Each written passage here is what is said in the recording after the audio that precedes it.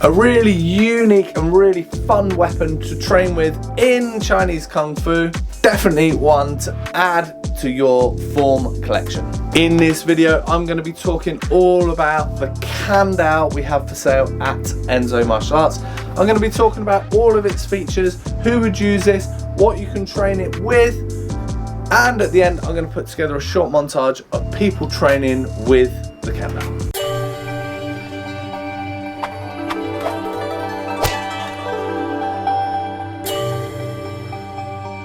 Hi, my name's Doug Swift. I've been doing martial arts for the past 36 years and I've been the owner of Enso Martial Arts for the past 18 years. If you like this video, find it useful, click the little icon down below, subscribe to this channel and get all the latest videos on all of the products we have here for sale at Enso Martial Arts.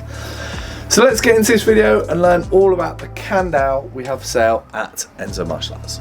Now, the Kan Dao has loads of different names. Well, I think it has one name, which is Kan Dao, but you do hear loads of people calling it different things. If you do a Google search for this product, you're going to find loads of different things out there. So a lot of people call it Da Daos, which I don't think is correct. It's not a big sword at all, it's actually short. So I think the big long broadswords are Da Daos, but I might be, definitely I'm definitely happy to be corrected on this. You also see people calling it executioner swords. Maybe at some time it was used for lopping off heads, possibly, but I don't think that's actually the name for it. And even choppers, some people just call these choppers. Maybe, within those classes, that's the name for it, that's what they use. I think the actual proper name for this is Kan Dao. Have a look online, see what you think. If you've got a different name for this, definitely be interested to know what your club calls it, because there seems to be so many, it's pretty vague. It'd be really interesting to know what all the different options are out there. Now, this is a pretty cool weapon. It's pretty different, to a lot of other things out there. You don't see many swords like this. I guess, it's similar to a machete in a way, but it's not really used like that within Chinese Kung Fu. Now, you do see lots of people doing forms with these on their own, and the handle length definitely varies. So this is a one-handed one, but you do see two-handed ones as well. And you do see a lot of forms where people are doing it on their own. However, there are lots of forms out there, especially demos, really good for demos, that are being doubled up using the shield and the Kan Dao. Now, these are really good forms on their own. You can whack the thing against it, it makes lots of noise, which is good for forms, but it's also really good for like group forms, well, partner forms and group forms. Partner forms, you can do a lot more sort of hacking and whacking against each other, so there's lots of like defensive moves and attacks. Group demos, obviously you can all get very, very synchronized with loads of noise and like bits of fighting and whatnot. So that's quite, I wouldn't say quite rare in styles of Kung Fu, but there's a lot of Kung Fu styles out there which are very form heavy. So it's quite nice to have a bit of kind of mock sparring in a way within that. Just sort of changes it up a bit. Definitely for demos, it means you get something that's like a bit more different than just banging out forms endlessly. So that's pretty cool. You also see people using chain whips with these as well. So they have a chain whip in one hand and the Kan Dao in the other, and you see lots of kind of spinny stuff and like all of that. Oh Jesus, lots of stuff like that.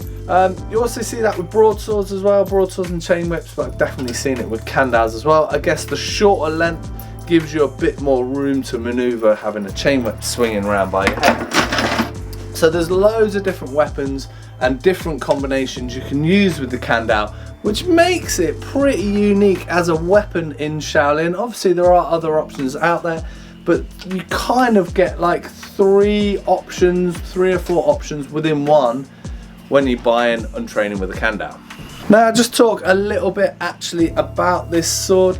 Now, they do vary a bit, the Kan Daos. Pretty much every time we order them, they are slightly different. Now, they're always going to be pretty much this length and this weight, but the thickness of the blades does vary a bit. I think this one here is actually quite a thick one. Sometimes they are a bit more flexible, but they never get flexible to a point where you can snap them like you can the broadswords and the straight swords. But it is just a bit of cut sheet metal, which is then chromed to give it a nice kind of like shiny effect. If you hack these up a lot and break the chrome off, then you are going to get rust spots. So, you know, just take it easy with them. If you're whacking shields, it's not a problem, but if you decide that you want to start hacking hedges or breeze blocks or whatever, it's definitely not going to take that punishment at all. It is just a bit of thin metal. Now, all of the components, especially the guard, they tend to be pretty thin. You can see this one moves. Now, they almost all move. In fact, this is one of the most solid ones you're going to get on a Kan Dao. They're usually really rattly, and this is just kind of how they come out of China. You're not getting a crazy high quality sword. Now, you do get really high-end Kan Daos. I have seen them. They usually got longer handles. You don't want to be doing Chinese Kung Fu with these ones. They're just way too heavy. Definitely display pieces, maybe if you want to chop up a melon or whatever. But for training, these lighter Kan Daos are pretty much what people use exclusively. If you go to China and train, it will always be with these, so you might as well get used to one of these. But they're definitely not indestructible. They're kind of at the lower end in terms of like quality you'd expect coming out of China. But yeah, quite a thin guard there. Now, this has got a kind of tennis grip on them, but some of the grips are yet black and white, almost more material grip, but these are quite good. They definitely do change. We will do our best to try and keep up on the website when sort of slightly different designs come through, but if they're pretty similar, we keep it as it is. So, you know, you do expect a little bit of sort of movement in exactly what you're going to get from us. It's just kind of the nature of the beast with buying Chinese weapons. And the final thing, almost all Kan Daos I've seen have some sort of loop on the end.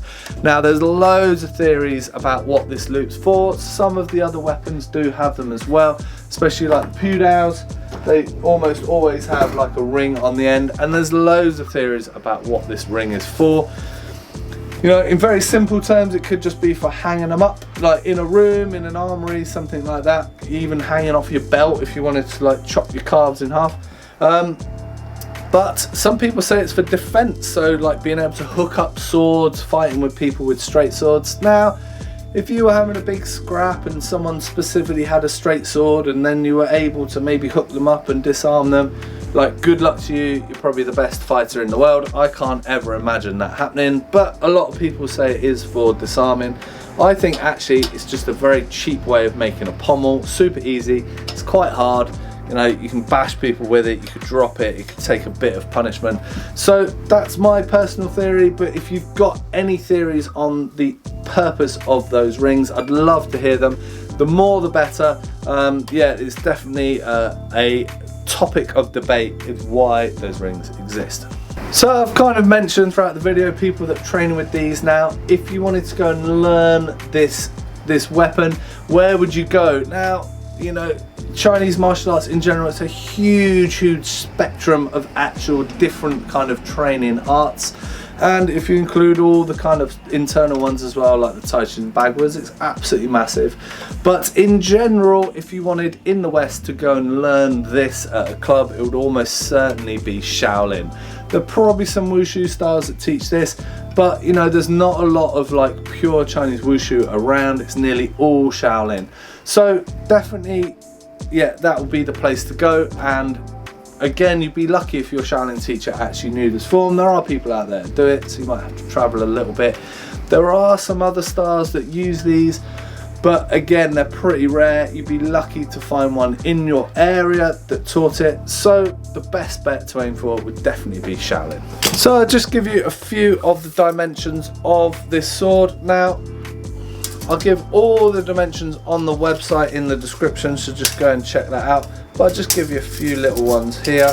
So in terms of length, you're looking around 69 centimeters, and the blade length comes in around 48 centimeters. Now, in terms of the weight, it's pretty lightweight. You know, it doesn't feel like much in your hand at all. For Shaolin, that's definitely what you want. You want to be able to swing it around freely and not be restricted by the weight at all. I guess in sort of olden times, it would have to be a lot more heavier. Something like this would be much more kind of hack and slash, so you want a much weightier sword.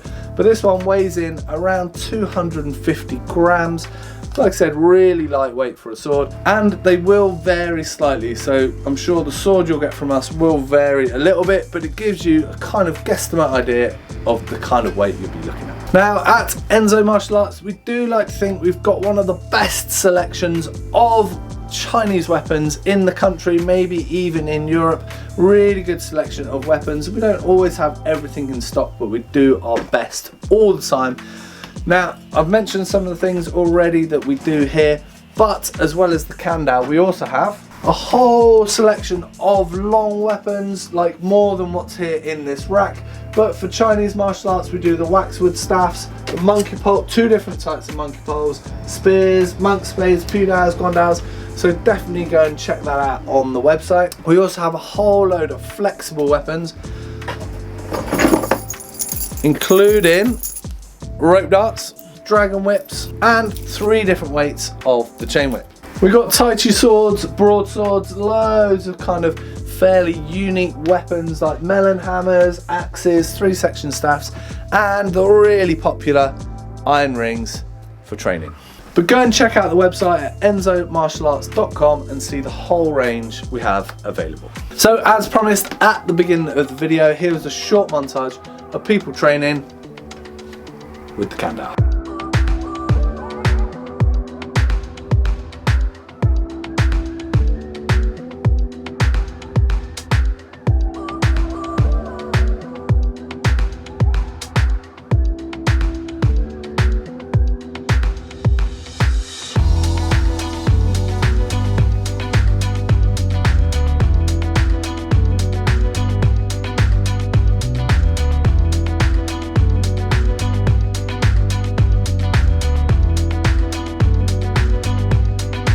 Thanks very much for watching. I hope it was useful. I hope you learned loads about the Kan Dao we have for sale at Enso.